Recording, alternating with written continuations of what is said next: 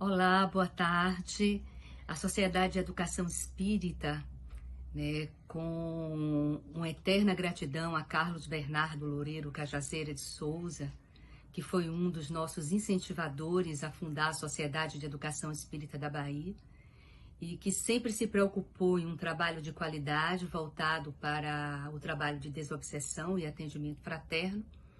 Mas eu não poderia deixar de dizer o quanto ele foi importante para todos nós, deixando um legado de pessoas que gostam de estudar, que gostam de conhecer, que gostam de pesquisar.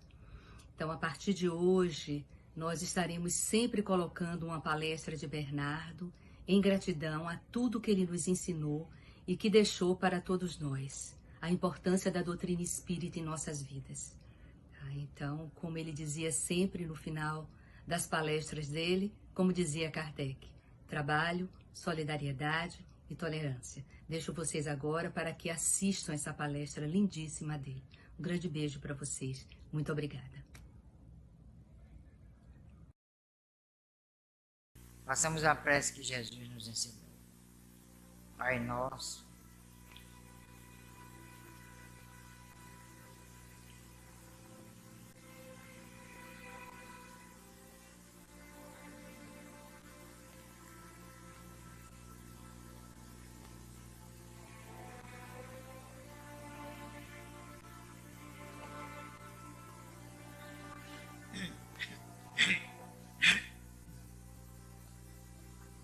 com esta prece e com a permissão dos Espíritos Mentores da nossa casa, nós abrimos a reunião da noite de hoje.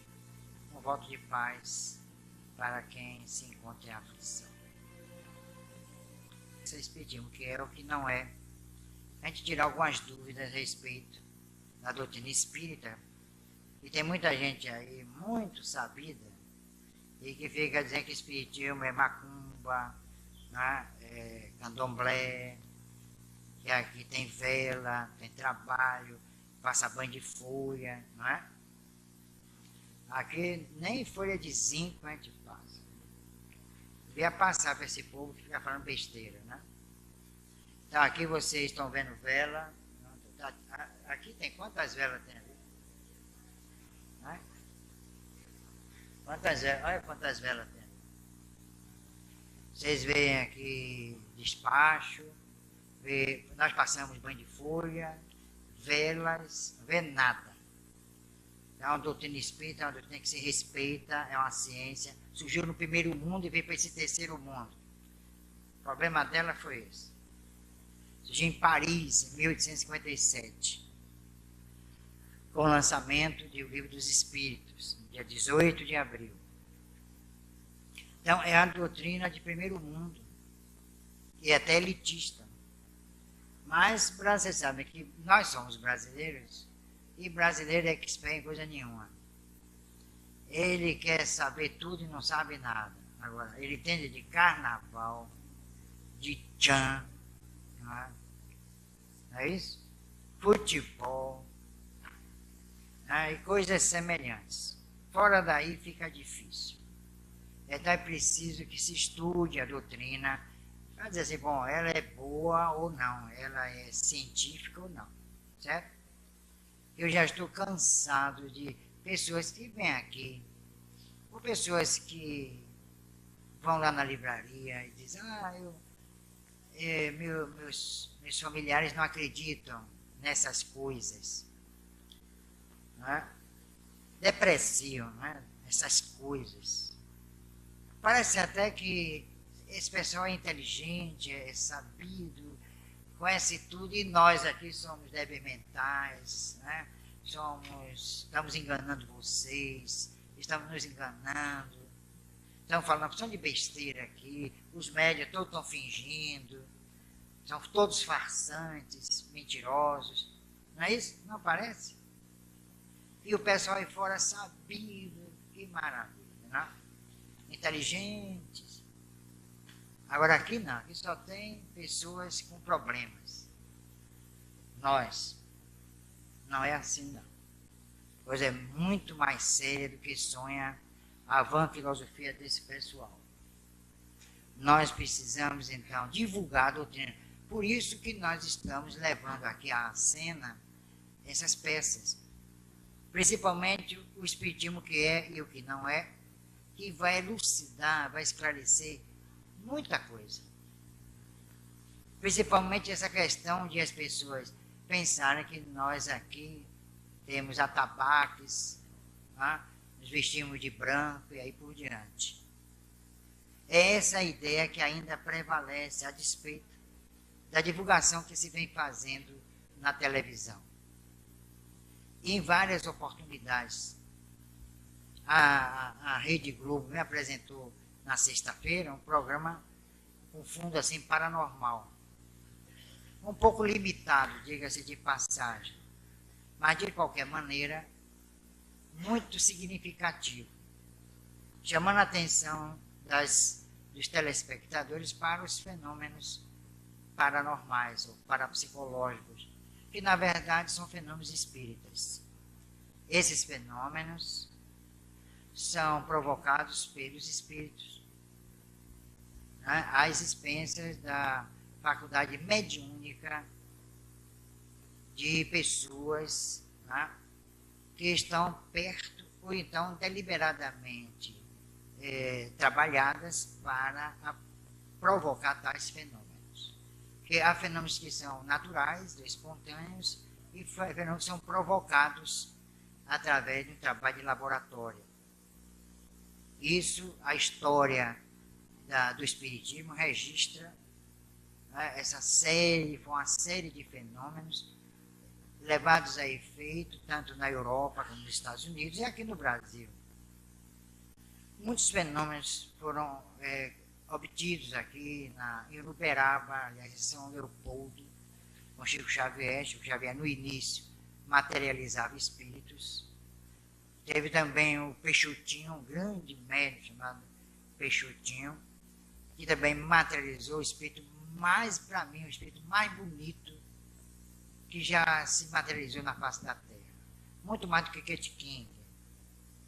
Foi um espírito de uma jovem,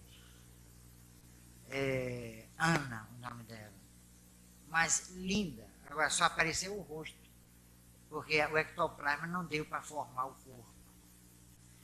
É uma fotografia rara desse espírito de Ana. Espírito belíssimo mesmo, uma moça muito bonita, que até hoje ninguém sabe quem foi. Não há registro. Mas se sabe que ali estava um espírito materializado. Então, esses fenômenos, esses acontecimentos, deveriam estar sendo divulgados. Mostrar na televisão, aprofundar muito mais do que o que a Globo fez sexta-feira. Há uma série de fenômenos extraordinários. E não mostrar apenas o fenômeno, mas explicar. Levar ao telespectador uma explicação racional, lógica, científica do fenômeno. Agora, encarar o fenômeno por si só é válido, mas deveria também focalizar o aspecto ético da questão. Porque focalizar o fenômeno, tudo bem, ali está um espírito materializado. Mas quando se põe na televisão um espírito materializado, ali deveria estar sendo levada em consideração a problemática da existência. Se o espírito se materializa, é porque ele sobrevive à morte. Os latinos diziam, a questão sine qua non. Então, se ele está ali se materializando, é porque ele sobreviveu à morte. E aí, quais as implicações dessa sobrevivência, dessa sobrevida?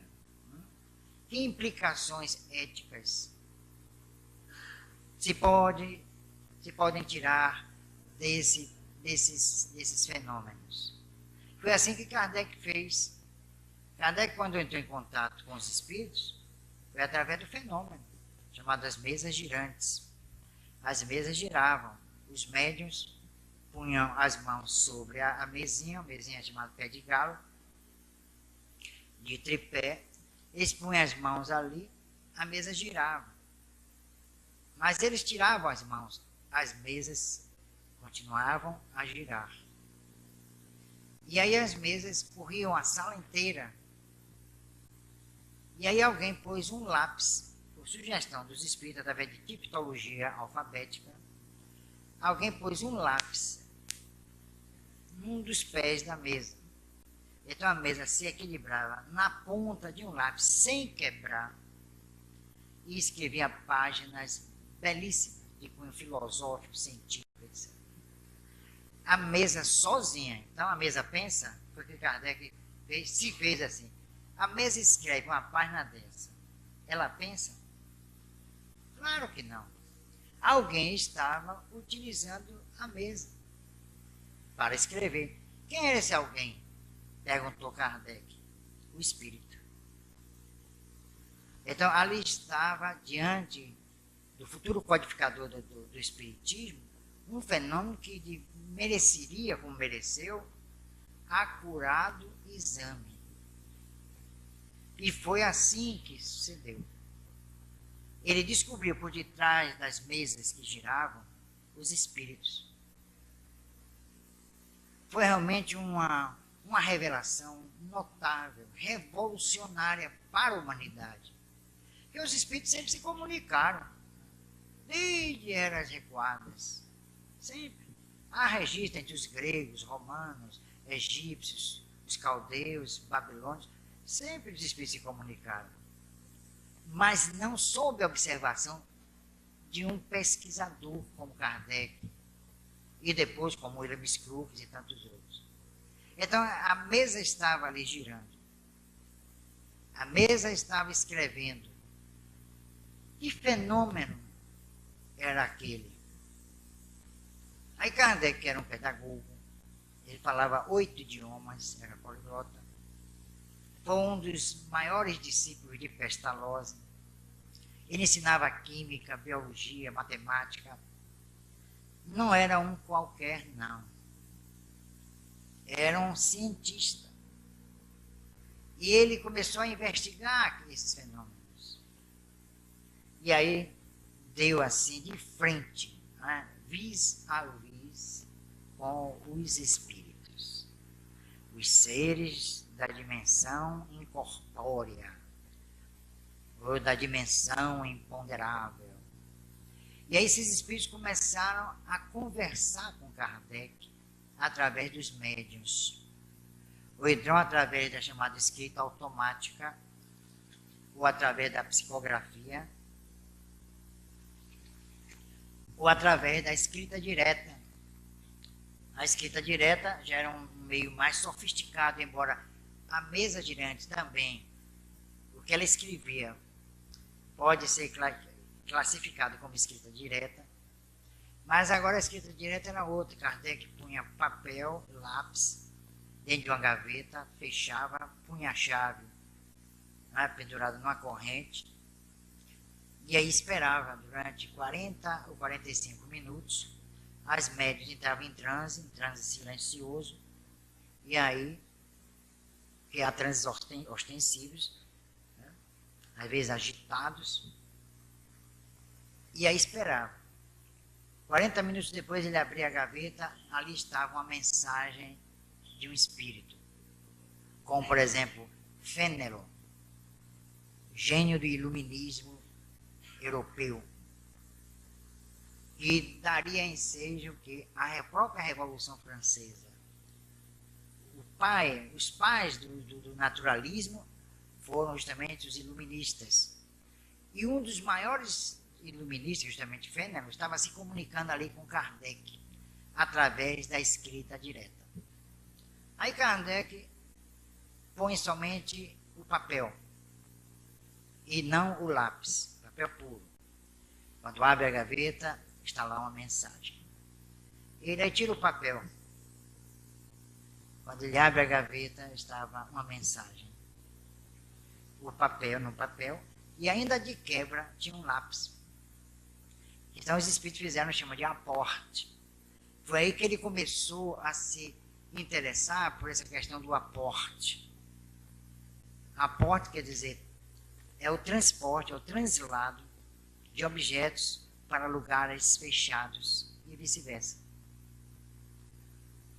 Foi um estudo pioneiro de Kardec. Até aquela data, não se havia ainda estudado essa questão. Ninguém se preocupou em estudar a questão do aporte. E esse fenômeno de aporte pode ser observado ao longo da história do homem. Há muitos casos que eu registrei de aporte na antiguidade. Mas pela primeira vez estava sendo realizado sob a vista, sob a supervisão de um espírito percussiente, inteligente, como Kardec. Então, ele abriu de par em par as portas de um novo mundo, o mundo dos fenômenos espíritas. Quando falam aqui na televisão, quando tratam de fenômenos, eles não se referem a Kardec como pioneiro. Embora nós encontremos, antes de Kardec, pesquisas no campo do magnetismo, como o Barão Denis de Potet, como o François Deleuze e tantos outros, na Sociedade Swedenborgiana em Paris, mais tarde a Sociedade do Magnetismo. Então nós encontramos nessa sociedade uma pesquisa limitada, mas de qualquer maneira significativa, com alguns médios que mais tarde iriam trabalhar com Kardec. Mas quem realmente se debruçou sobre tais fenômenos, tentando encontrar sua gênese, a sua razão de ser, foi Kardec. Ele escreve um livro, justamente resultado do diálogo que ele estabeleceu com os espíritos. Na primeira edição do Livro dos Espíritos, Kardec perguntava, os espíritos respondiam. Então, ele se limitou, foram 501 perguntas e suas respectivas respostas, sem comentário nenhum do codificador. E, por sinal, eu tenho essa primeira edição. Aqui no Brasil é conhecida a segunda edição. A primeira de 1857, a segunda de 1860. E nessa segunda edição, Kardec amplia, bota 1018 perguntas, e aí tece comentários sobre as respostas dadas pelos espíritos. Então, ali estava sendo lançada em Paris a ciência espírita, a filosofia espírita e a ética espírita.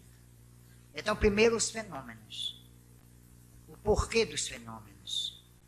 Quando Kardec começou a investigar o porquê dos fenômenos e quais as causas dos fenômenos e as consequências filosóficas, aí nasceu a filosofia espírita.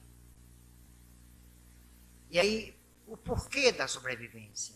Quais as consequências? Estabeleceria, então, seria estabelecida uma interação entre a sobrevivência do espírito e o processo, não é, sociológico, político, social, moral. Nesse momento nascia a ética espírita, que é peculiar, é diferente da ética meramente humana, porque a ética espírita atinge o ser em duas dimensões específicas, a dimensão corpórea e a incorpórea.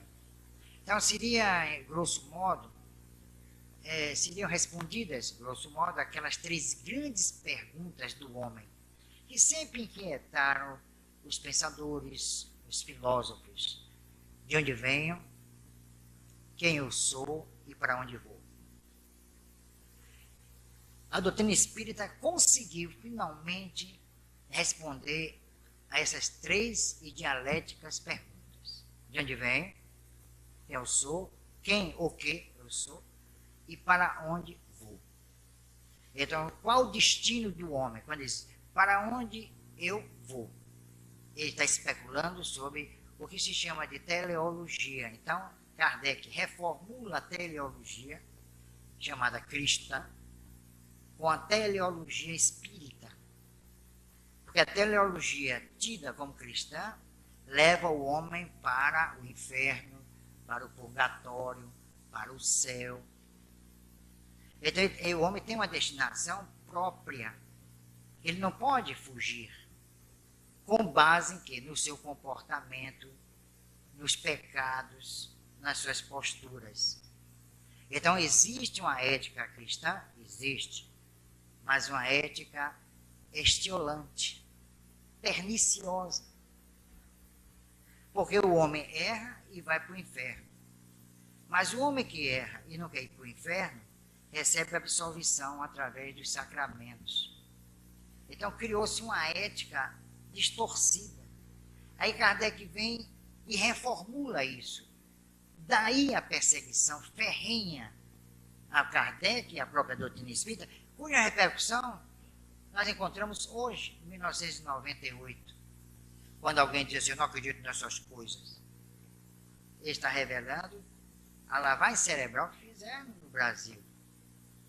Então Kardec reformula a ética cristã, ou tida como cristã, que não é do Cristo. O epíteto Cristo, a expressão Cristo surgiu depois, Jesus nem sabia que era Cristo. Jesus no século III da nossa era, ele foi tido como ungido Cristo. Aliás, tomado de empréstimo até uma expressão dos Upanishads na Índia. Então Kardec reformula essa ética e põe em lugar dos sacramentos ou da absolvição a lei de causa e efeito. Olha, minha gente, é pena que nós não tenhamos espaço para divulgar isso. No momento que Kardec põe em lugar da absolvição pelo sacramento a lei de causa e efeito, ele resgata a inteligência divina. Principalmente em relação às posturas do homem em sociedade. Ele realmente foi algo assim notável. Eu vou dizer até maravilhoso. A lei de causa e efeito. É aí que reside todo o processo filosófico e ético da sociedade, ou das culturas humanas em qualquer latitude, com base na ciência do espírito. Sem a ciência do espírito não se pode falar em lei de causa e efeito. Sem lei de causa e efeito não se pode falar em ética. Mas não essa ética malsã, criada pelos delírios filosóficos da Hélade clássica, mas a ética espírita, que se sobrepõe a todas as éticas. Porque ela dá ao homem um lugar, um destino que ele mesmo traça. Kardec e os Espíritos revelaram o seguinte, olha, o destino do homem depende do homem e não de Deus. Porque Deus deu ao homem a liberdade de agir. Se ele deu a liberdade de agir, se nós temos a liberdade, o livre-arbítrio, nós temos que assumir a responsabilidade pelo que nós perpetrarmos na sociedade, em seus segmentos. A família, o trabalho, a religião, até a própria religião. A vida social. Ele redimensiona sociologicamente a religião. Ele redimensiona eticamente a religião.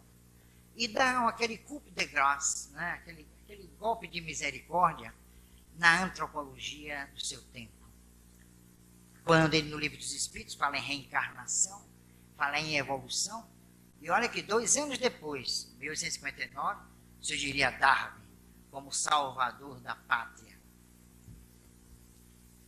Charles Darwin, a teoria da seleção natural, a origem do homem. A origem do homem é coisa nenhuma.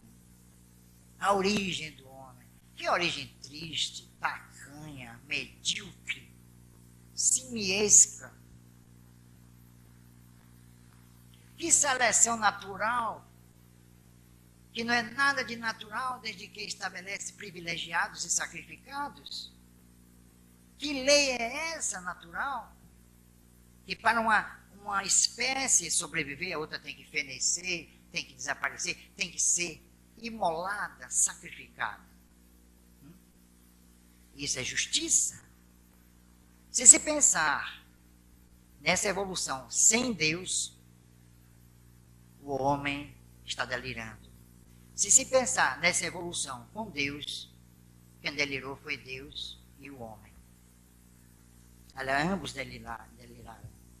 Então Kardec redimensiona tudo isso. Quando pegar o Livro dos Espíritos,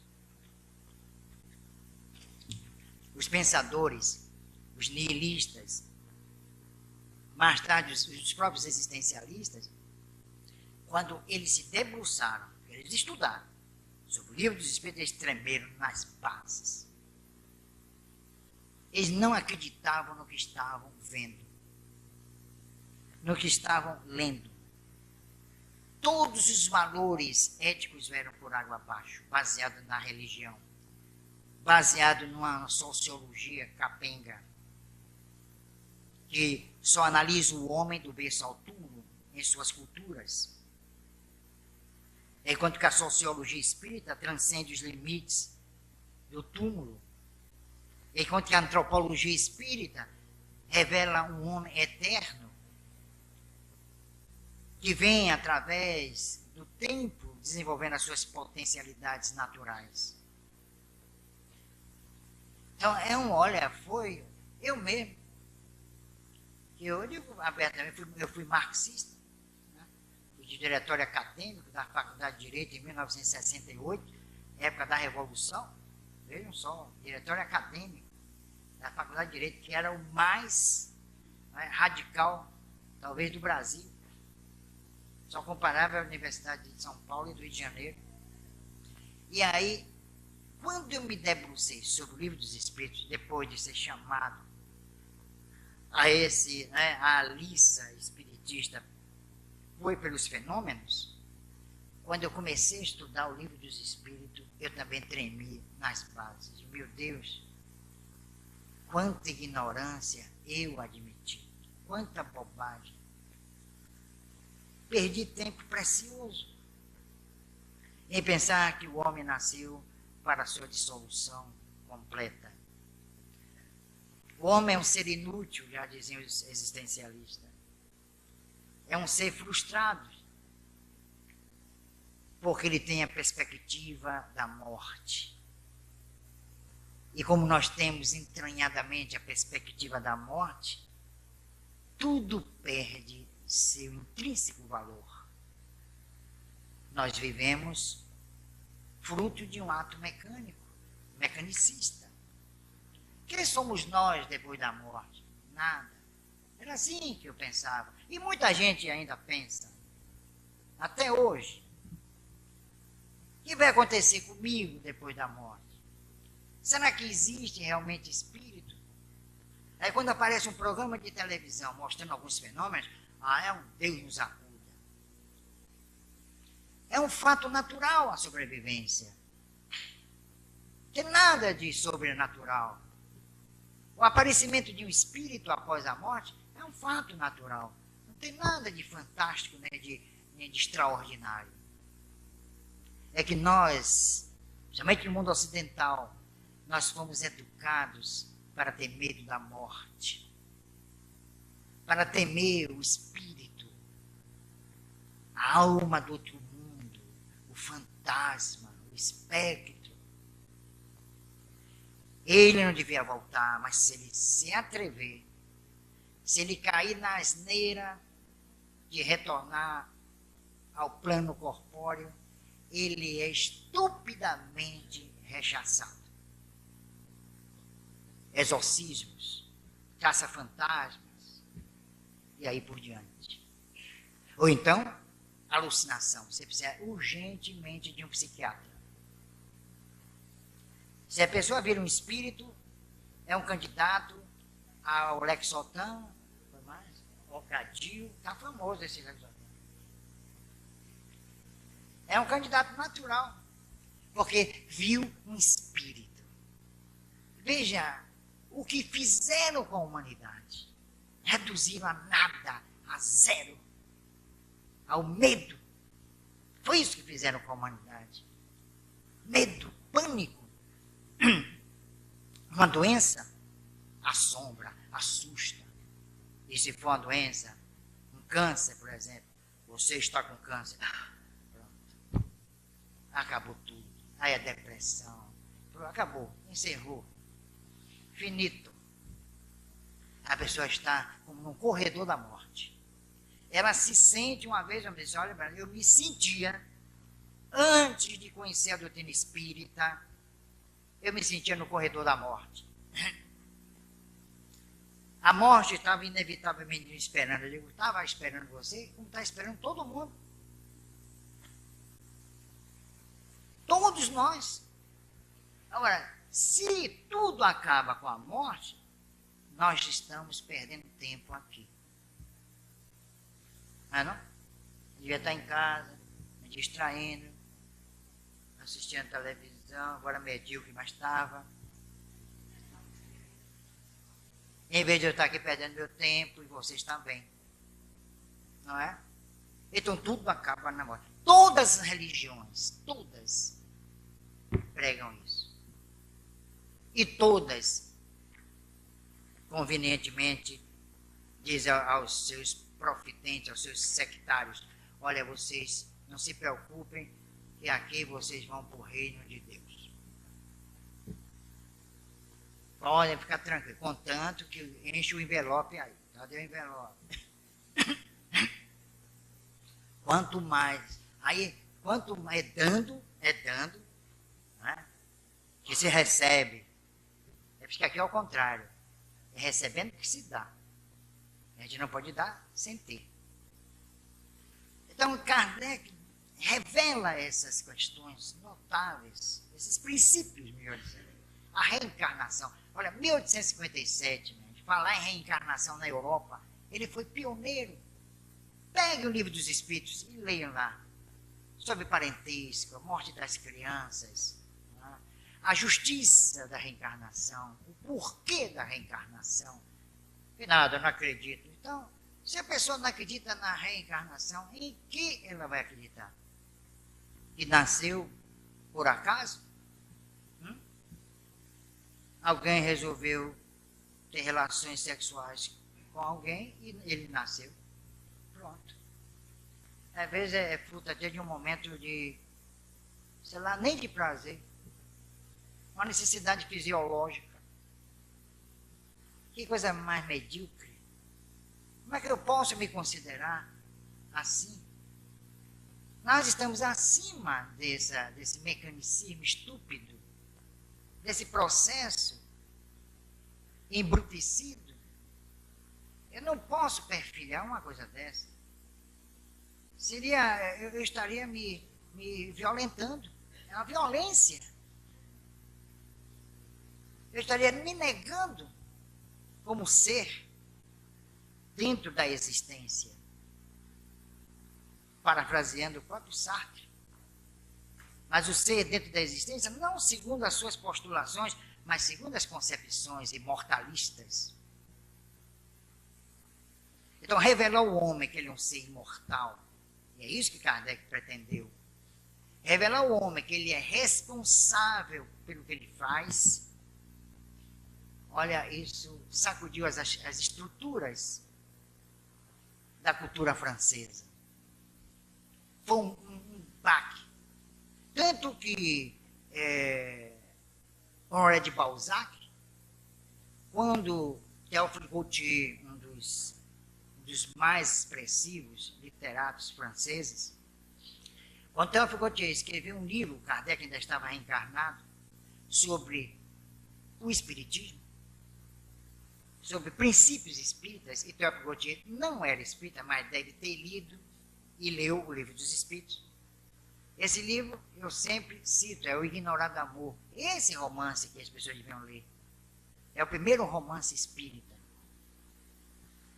Aí Honoré de Balzac saiu arrasando com o espiritismo.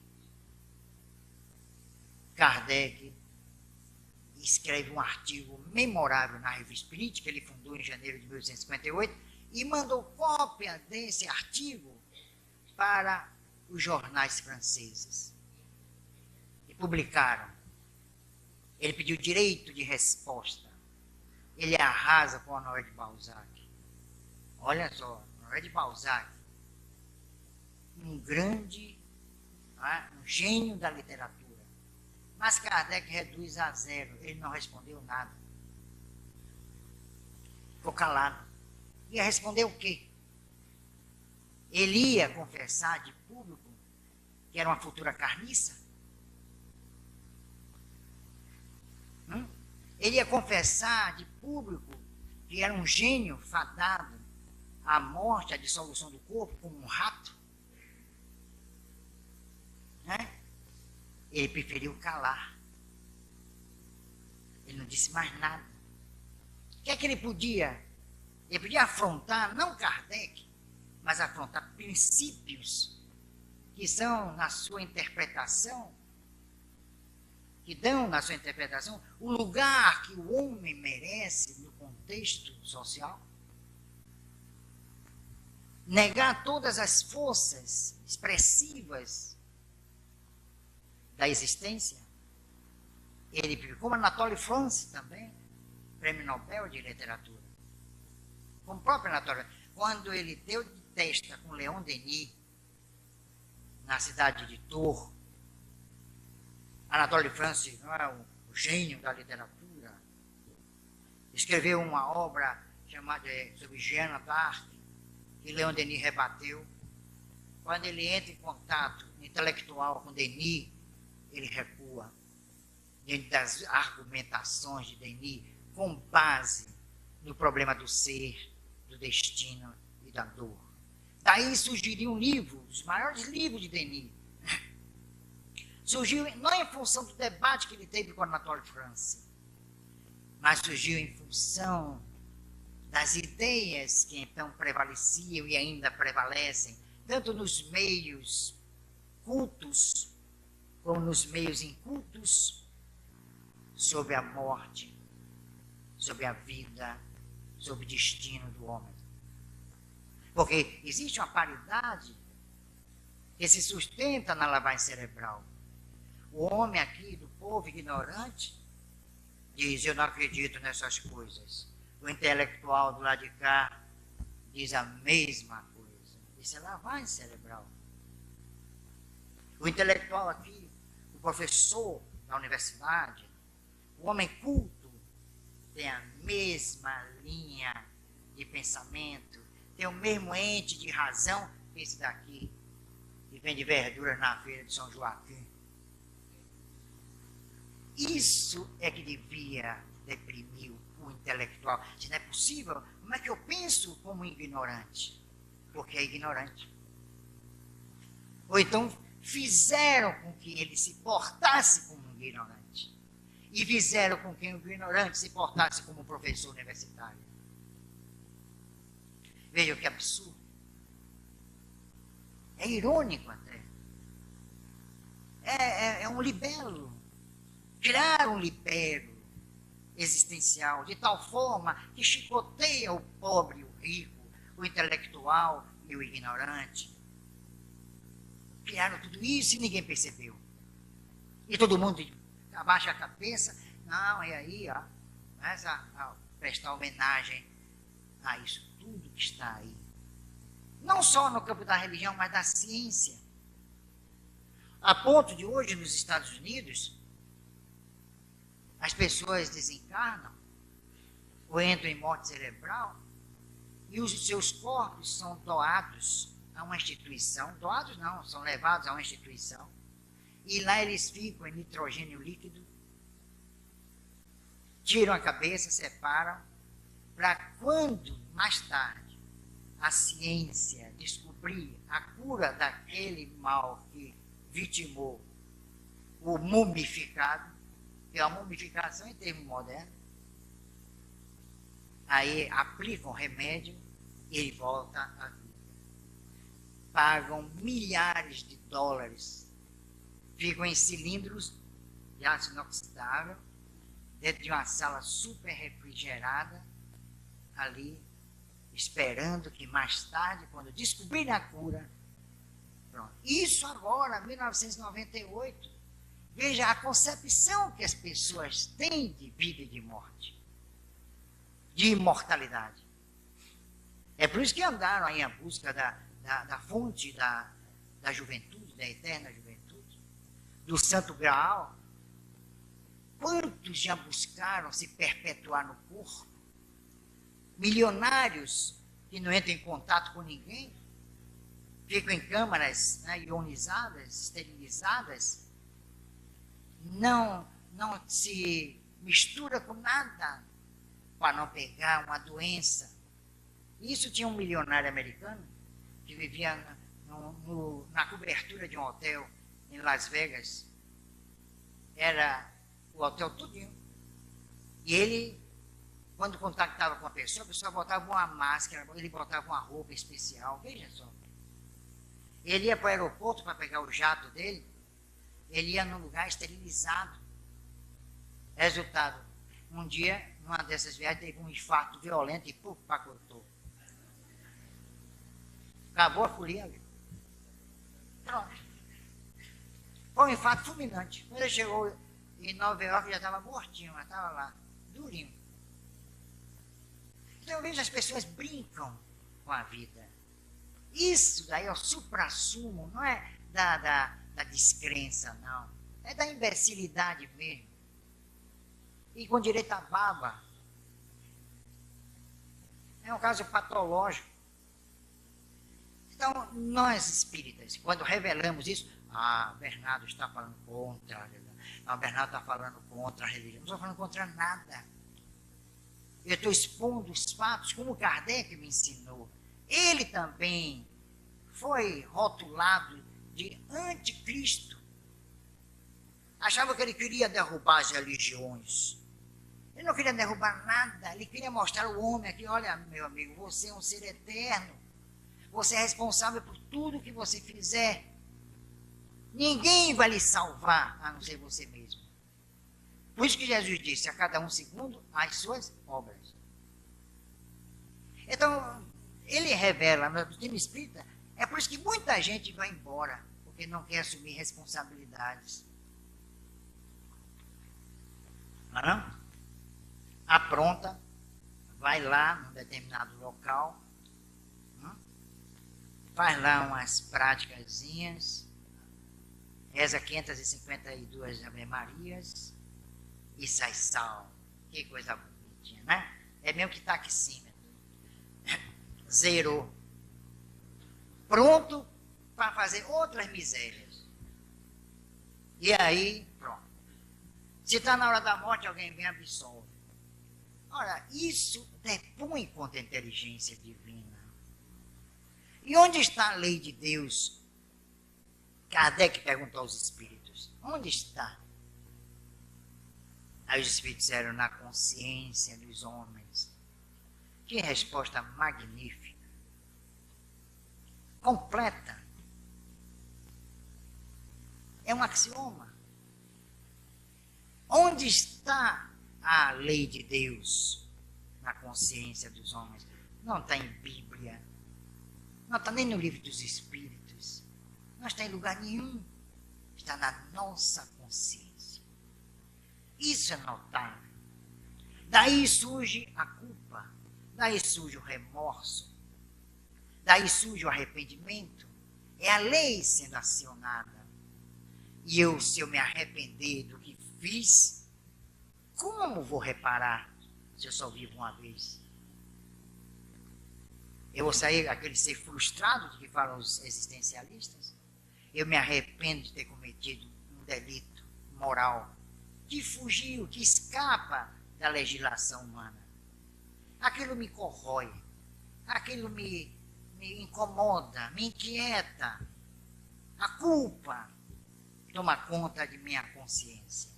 Aí eu digo, eu quero resolver essa questão. Eu quero me livrar dessa culpa, eu quero reparar o erro que eu cometi. Isso já no fim da vida física. Como eu vou reparar? Eu estou morrendo. E depois da morte, nada. Como eu posso reparar esse erro tremendo que eu cometi? Esse erro moral. E aí, nenhuma oportunidade será dada. Que Deus é esse que me cria e não me dá oportunidade de me reabilitar? A própria legislação humana dá, em tese, mas dá. Em tese, o indivíduo vai para a reclusão e aí ele é reeducado, quer dizer, seria reeducado, mas não é, porque a vida carcerária piora ainda o indivíduo, mas em tese, vejam só. Ele seria recuperado e devolvido à sociedade. Então, o próprio homem estabeleceu essa oportunidade legal de se reabilitar e retornar ao núcleo social onde nós cometemos o delito. Está se devolvendo uma pessoa recuperada, em tese. E a lei divina? Se a lei do homem concede essa oportunidade, a lei de Deus não concede? Por que o homem constatou que ele devia ser contemplado com esse benefício, com esse recurso? Mas a lei de Deus não, morreu, acabou. Você vai levar suas culpas, vai levar seu remorso, seu arrependimento, tudo para o túmulo. E ainda por cima, ainda acham que nós vamos ser julgados. Então, se Deus não me deu uma oportunidade de reabilitação, por que Ele vai me julgar? Por que essa condenação? Que condenação estúpida, incoerente, atenta contra a inteligência do nosso Criador. O certo seria, Bernardo, volte e vá reparar o que você fez. Isso sim, isso é justo. É aí que está a justiça da reencarnação, de que fala Kardec no Livro dos Espíritos. Nós volvemos ao palco das nossas ilusões. Nós retornamos ao mundo como sociedade para reparar os erros que nós cometemos. Isso que se chama de evolução. É isso que chama de sociologia espírita. É isso que chama de pedagogia divina. É Deus como pedagogo, realizando um trabalho notável de conceder ao homem, a ele mesmo, o homem, a faculdade de crescer moralmente pela reparação do erro. Por isso que se diz, sabiamente, nós aprendemos com o erro. E eu digo, não sabiamente, nós aprendemos reparando o erro. Então o erro não me ensina.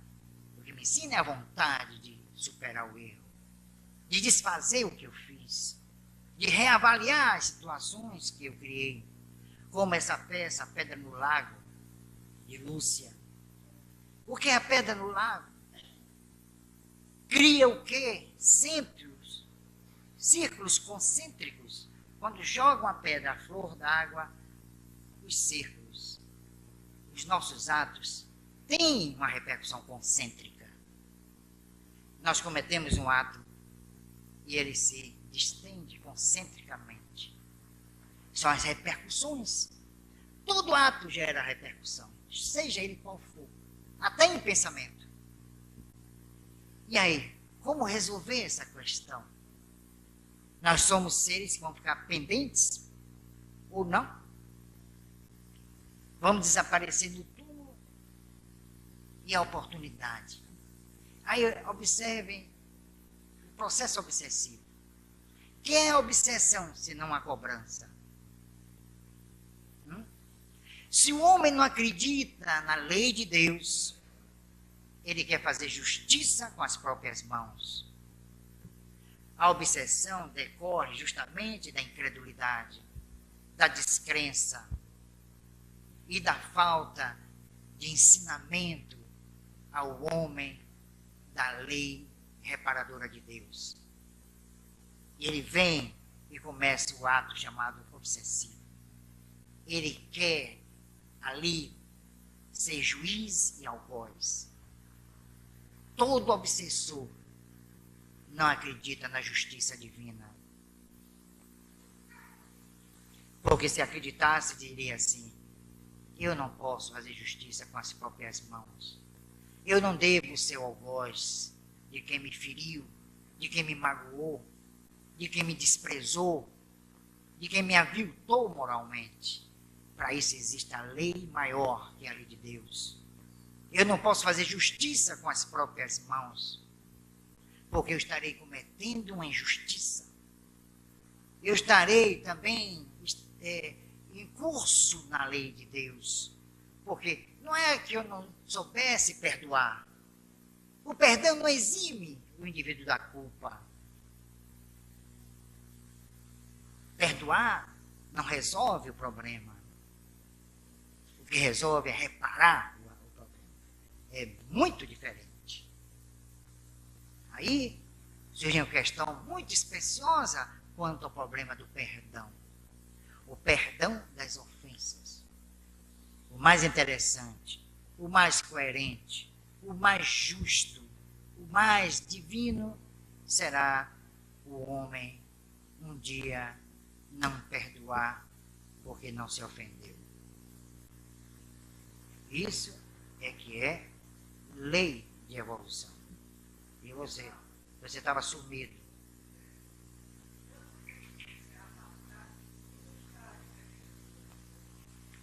Aí que a gente vai entrar no chamado, na criação ou na projeção divina. É uma questão muito especiosa, já discutida pela Teodiceia. Nós somos projeção de Deus ou somos criação de Deus? Os espíritos responderam a Kardec, nós somos criações de Deus. E Deus não está apartado com sua inteligência sobre as inteligências subdivididas. Certo? Ele entende. Agora, tem uma coisa. A inteligência de Deus será percebida por nós à proporção que a nossa inteligência se amplie e se aprofunde. Qual é o conceito que eu faço hoje de Deus? Será o mesmo conceito que eu farei daqui a 1000 anos? Que eu estarei existindo daqui a 1000 anos. Os nossos antepassados, que ideia faziam de Deus? Igual à nossa? Então, Deus cresce, Deus evolui, entre aspas, com o homem. Quanto mais a inteligência se desperte, quanto mais se aprofunde o senso ético, mais Deus se torna, não é, inteligente. Nós estabelecemos esse conluio natural e existencial. E pronto. Vai para cada hora.